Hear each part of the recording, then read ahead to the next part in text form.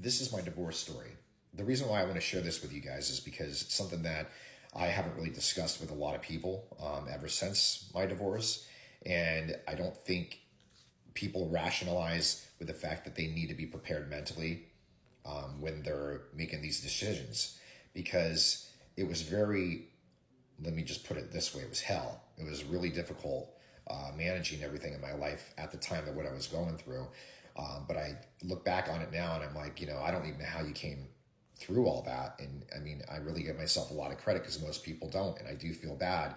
And that's why I want to share this with people, because you need to make sure that you are prepared for whatever decision and any obstacle that's going to come your way, because it's not easy. So hear me out. So the thing was that I decided that I was going to leave, and I had this beautiful house.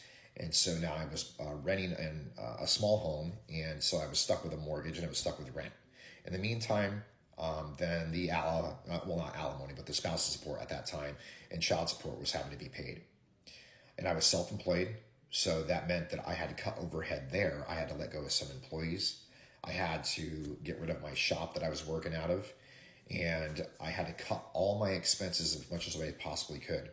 Because at that point in my life, everything was just monthly coming over and changing drastically to the point where I didn't know what to do. So I had to make those changes fast.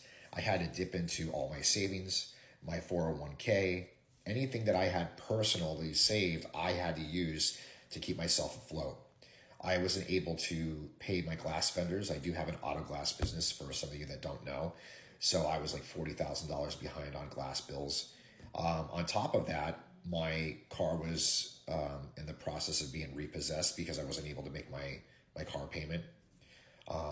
As long as my vans were paid for, and there was a few that I already had that were actually paid off, I was okay, but that was my main focus because I had to, whatever I possibly had to do, I had to keep that money flow coming in and focus on my business first, and then worry about the kids, and then I had to worry about my personal life.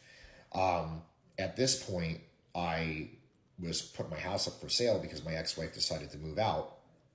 And when I put the house up for sale, I just got random calls from realtor agents. And then I got a call from this one guy, and he said, "You want to do a short sale?" And I said, "Well, it's a short sale." And he explained it to me, and I said, "Yes, that sounds great."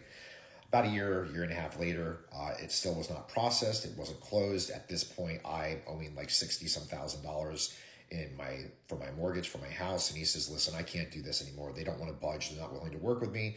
And I said, "Listen, man, you got me in this situation. You were the one who referred me to this method. You need to do whatever you possibly can to push this through because I can't afford to pay for this at this point." And so he did. He really stood by me and worked his ass off, and he got this short sale taken care of and got my house sold. So in the meantime, I ended up having my kids like one day out of the week and every other weekend. And I just didn't feel that was enough for me. I needed to be there more for my children. So anytime that they had like basketball or baseball or dance, I made sure that I was there for every function that I could possibly be at because the kids didn't ask for this. So if you have kids out there, you need to make sure that you put them first before yourself and be there at every cost because they're counting on you, and they're the sole focus of your life at this point. So you need to make sure that you don't talk shit about the other person that you're married to. Because it doesn't resonate well with the kids. I mean, the kids don't know how to apply that, and then they think that they're at fault, and they feel guilty, and then there's just too much emotional baggage that comes along with it. So the less that you talk bad about the other person, the better off you are. And at this point, here I am. I'm trying to get involved in other relationships because I hated being alone. I made some piss poor decisions, and it didn't help my current situation because my kids were involved with that as well. So if you're deciding that you're going to move on and you're going to be, getting a divorce and you're going to want to be with somebody else, don't bring them around your kids, plain and simple, not until you feel that that person is the right person for your children and for your life.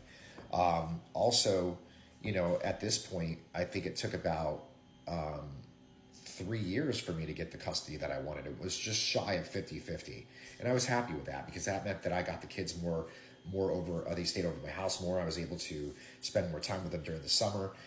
So if you guys are out there, especially men, and you're like, oh yeah, I'm just going to get my kids 1 day a week and every other weekend, that's fucking bullshit, man. You deserve to have your kids more than that. And there is an option out there. You just have to be willing to fight for it and not be a pussy.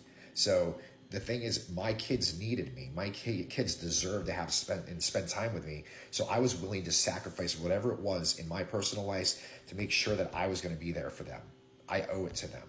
So then years later, after, I don't know, maybe it took like 6.5 years or so, I think it was, before my divorce was really finalized and I didn't have to pay that spouse support. At this time, I'm like $300 and some thousand out of pocket that I had spent out in spousal child support, paying additional loans and fees, and you know, I have collections calling me because I owe all this money.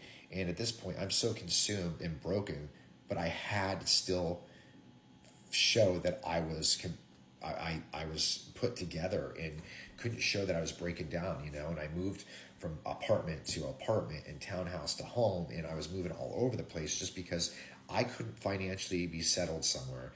It was just too difficult. So I just want everybody to know out there that no matter what your situation is, put your kids first and focus on whatever it is that you need to do to give them the best life possible.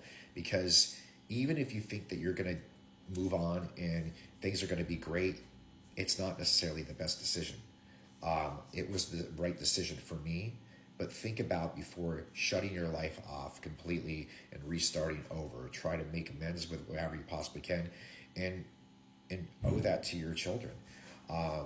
In the meantime, you know, all I have to say is that you have to continue to be the best parent figure and give them the best holidays, give them the best birthdays that you possibly can, and never neglect them emotionally of anything. Okay, that is my story. And I hope that a lot of people decided to listen, and I hope that you got a lot out of it. There's a lot more, but I'm not going to get into details with you guys, so you have an awesome day.